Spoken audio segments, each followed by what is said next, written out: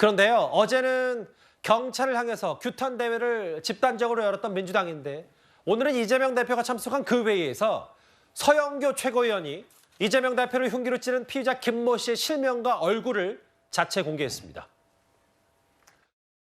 이 사람 김입니다. 수없이 많은 얼굴 있어요. 이게 김이라는 사람이 매경 독자 의견란에 올린 내용이에요. 참 소름 돋는 건 뭔지 아세요? 이게 그 사람인지 나는 확인 못해요. 이름이 김입니다. 이거는 국힘당 당원일 때부터 온갖 글들을 썼어요. 문재인이 망가뜨린 한국을 살려내려 고뇌하는 윤석열 추정자인 것 같아요. 이 사람이 그 사람이 아니길 바라는데요. 왜 경찰이 공개를 못했는지 이런 것들이 만천하의 세상에 제보로 들어올 것을 두려워해서라고 생각하는데요. 경찰이 했을까요? 검찰이 했을까요? 아니면 그 윗선이 누가 있었을까요? 낱낱이 국민께 알려드립니다. 경찰 쪽에서 신상 공개 안 하기로 결론을 이미 냈었잖아요. 그런데 이제 오늘 서영교 의원, 이 사람이 김땡땡이다. 당연히 저희는 경찰의 지침을 따르는 거기 때문에 얼굴 실명 공개하지 않습니다. 근데 그러면서 하는 말이 동일한 사람인지 확인하지 못하겠지만 국민의힘 당원일 때부터 온갖 글을 썼다. 어떻게 보셨습니까? 아니 뉴욕타임스의 실명이 공개가 됐잖아요. 예. 그러니까 그 이름은 이미 알고 있어요. 예. 뭐 기자들도 알고 있고 대부분의 사람들이 알고 있을 겁니다. 자, 그런데 이게 이제 제보를 받았다는 건데 매일경제에 있는 어느 기사의 댓글에 있는 거라는 거 아니에요? 예. 그게 이제 아마 이름이 같은 모양이에요.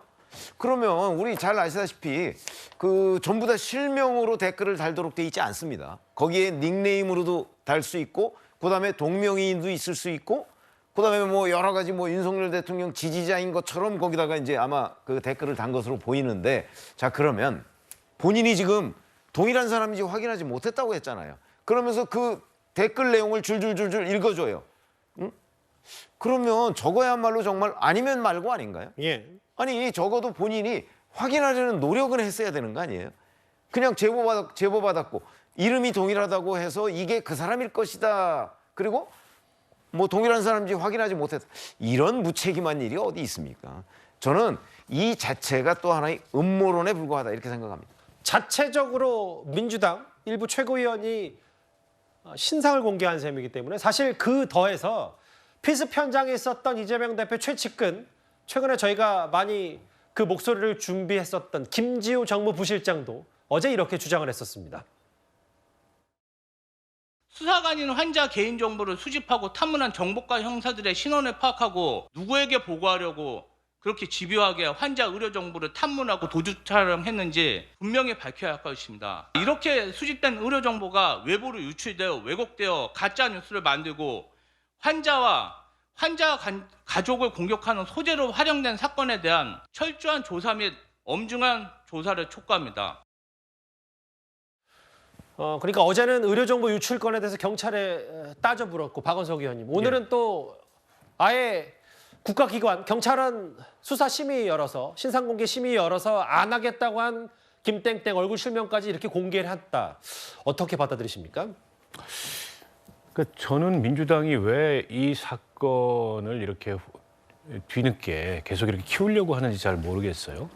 어쨌든 경찰 수사에 미진함이 남는 문제가 있다면 그건 문제 제기를 하면 되는 건데, 여기에 이제 음모론을 더 씌워서 결국 누군가가 이재명 대표를 저렇게 고의로 피습한 배우가 있고 또 그 사건을 뭔가 축소하려고 하고 있고 가짜 뉴스를 생산하고 있다라는 식의 프레임을 가지고서 대응을 계속하는데, 아무리 총선이 가까워져 있다고 하더라도 정치권에서 일어나서는 안 될 저런 이제 불행한 사건, 그리고 여야 모두가 한 목소리로 비난했던 사건을 이렇게 정치의 소재로 자극적으로 활용하는 것이 국민들이 보기에 이게 좋아 보일까 싶습니다.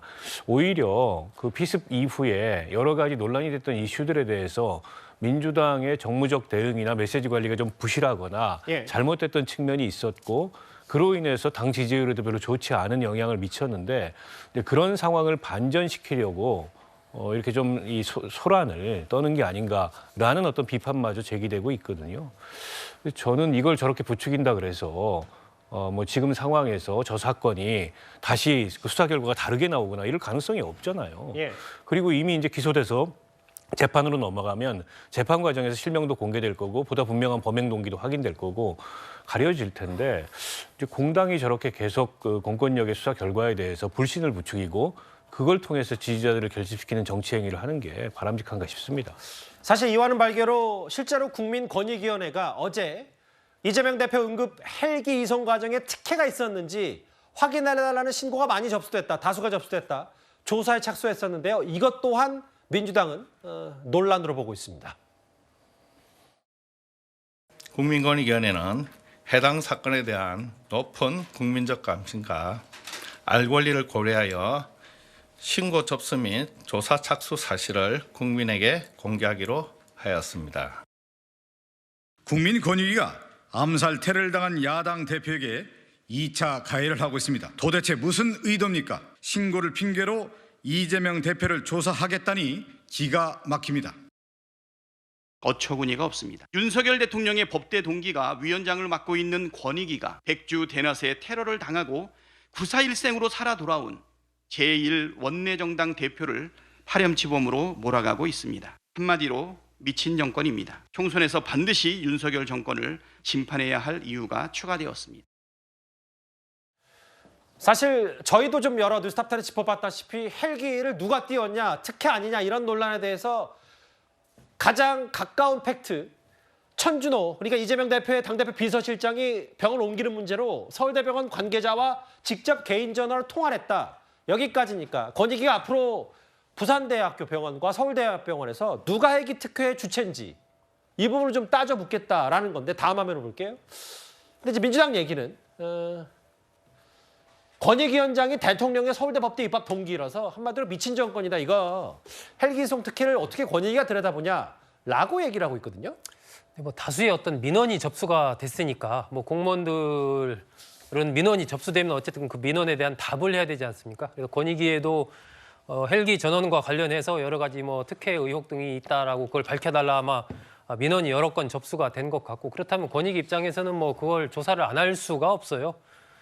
그렇기 때문에 그 자체를 가지고 그것이 이제 뭐 권익위원장이 대통령과 이런 학연이 있고 그런 권력적인 측면, 정치 탄압적인 측면 이런 것이 있는 거 아니냐 이렇게 주장하는 것은 좀 과도한 측면이 있습니다.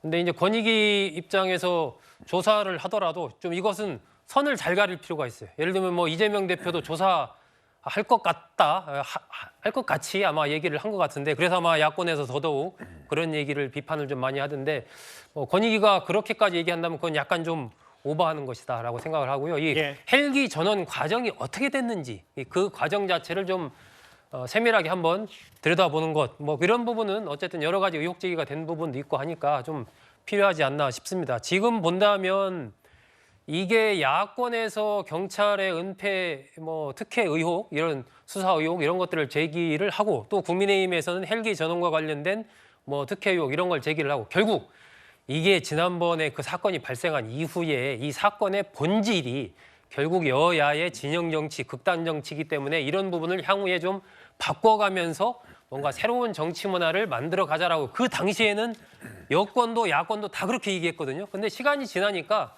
다시 도돌이표로 똑같이 돌아와서 똑같은 모습을 보이고 있는 것 아닌가 싶어서 결국 이번 이 사태에서 여야 정치권이 배운 것은 없다. 결국 똑같은 모습이 반복되고 있다. 그래서 또 그 부분을 비판하지 않을 수가 없습니다. 헬기 이송 특혜에 대해서 국민의힘은 과거에 이렇게 주장했었습니다. 일단 국민의힘의 목소리도 잠깐 듣고 오겠습니다. 민주당 분들께서 왜 의료 내로남불이라는 비난을 받는지에 대해서 생각해 보셨으면 좋겠습니다. 시민들에게는 지역의사제, 지역공공의대를 추진해 지역의 병원을 이용하라고 하더니 정작 본인들은 최고 수준의 부산대병원을 두고 서울대병원으로 가버렸습니다. 내과 의사인 저를 비롯한 부산대병원의 의료진 그리고 전국의 모든 의사들은 제 앞에 한동훈 비대위원장님께서 누워 계시든 이재명 대표님께서 누워 계시든 최선을 다해서 치료할 겁니다. 헬기 이송 특혜 논란 권익위가 들여다보겠다고 어제 얘기를 했는데 실제로 오늘 오후에 보도된 내용을 보니까 환자가 이게 마치 이제 이재명 대표 따라하긴 듯한데 모르겠어요. 전후 사정 얼마나 위중하고 아닌지 저도 알 수 없습니다만 서울대병원으로 이송을 요청했다가 그걸 거부하자 경찰에 병원으로 신고한 사례까지 있습니다. 서정욱 변호사님. 저런 사례까지 몇 가지 나온다면 이게 그 지역 의료 비하 논란 아직도 좀 식지 않은 것 같고요. 어떻게 보십니까? 제가 얼마 전에 이제 그 응급의료체계 개선점 제가 법률가로 이제 토론회 패널로 참여한 적이 있어요. 예. 그런데 지금 응급의료에서 가장 문제 중에 하나가 이제 그 전원 조치 있잖아요. 이게 상당히 현실적으로 쉽지 않습니다. 잘못했다고 이게 여러 책임 소재나 문제되기 때문에 따라서 이제 그 이런 부산대에서 서울대로 전원 조치 자체가 이제 쉽지 않은데 특혜가 있은 게 아닌가. 거기다가 이제 무엇보다 정청래 최고위원의 말처럼 오히려 이제 의료 수준의 차이로 인해서 서울대를 간 게 아닌가. 이런 이제 생각이 들잖아요. 그러다 보니까 이제 민주당이 그 두 개의 법을 통과시켰거든요. 지역 의료를 이제 활성화하자. 예. 그래서 이제 그 지역 의사제하고 지역의 공공의대인데, 근데 이걸 무시하고 가니까 이걸 본받는 국민들이 많은 거예요. 실제 그 이면택 대한소아청소년학과 회장님이 올린 글들 보면요. 예. 실제 이제 환자가 예를 들어 이제 장난감에 눈이 다친 남성이 우리도 이게 각막 열상인데 서울대로 옮겨달라. 안 옮겨주니까 이게 고소해버린 이런 게 케이스를 많이 올라옵니다. 예. 이걸 상행 하효 위의 지도자가 잘못하면 국민들은 따를 수밖에 없어요. 윗물이 맑고 아랫물이 맑은 거예요. 예. 저는 아주 이게 국민들한테 안 좋은 신호를 줬다 이래 봅니다. 실제로 경찰에 신고까지 했다는데 예, 최병우 의원님. 이게 왜 국민권익위원회가 나설 수밖에 없느냐 하는 부분은요. 지금 뭐 여러 가지 신고가 접수됐다고 했죠. 예. 그 신고 접수된 것의 핵심은요. 김영란법 위반입니다. 그렇기 때문에 천준호 그 대표 비서실장이 서울대병원 관계자한테 이제 전화해서 뭐 헬기 이송뿐만 아니고 그건 이제 의혹 단계지만 전원 부산대병원에서 서울대병원으로 옮기는 문제를 부탁을 한 거잖아요. 예. 그럴 경우에 이제 서울대병원에서 다른 많은 응급 환자들이 있음에도 불구하고 그 중간에 끼워 넣어줬을 가능성이 대단히 높거든요. 이렇게 되면 이게 이제 김영란법 위반이 된다는 거죠. 그래서 이게 일반적인 뭐 수사나 뭐 이런 게 아니고 김영란법 위반 이 문제를 그 유권해서 가거나 직권조사할 수 있는 데는 국민권익위원회예요. 그렇기 때문에 국민권익위원회가 나서는 것이지 이게 무슨 헬기 이송에 무슨 검찰 수사나 경찰 수사하고 비슷한 차원에서 다른 조사를 하는 게 아니다. 이렇게 말씀을 드립니다. 알겠습니다. 그리고 아까 저희가 약간 민주당 쪽의 입장을 반영해서 바로잡아야 될 게 있는데 이재명 대표가 총선까지 기자들의 백브리핑 일문일답을 당분간 받지 않겠다는 취지의 보도를 저희가 인용했었는데 그 얘기 한 적 없고 일부 매체가 왜곡 보도했다 유감이다라는 뜻을 밝혔습니다. 그러니까 좀 안정적인 그 안전한 백브리핑 방식을 논의하는 취지였다는 얘기인데 알겠습니다. 민주당 얘기까지 하나하나 만나봤습니다.